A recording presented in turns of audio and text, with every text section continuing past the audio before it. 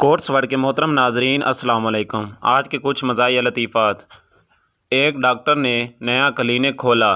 थोड़ी देर बाद एक आदमी आया तो डॉक्टर ने ख़ुद को मसरूफ़ दिखाने के लिए फ़ोन का रिसीवर उठाया और काफ़ी देर लगे रहने के बाद आदमी से बोला, जी फरमाइए क्या हुआ।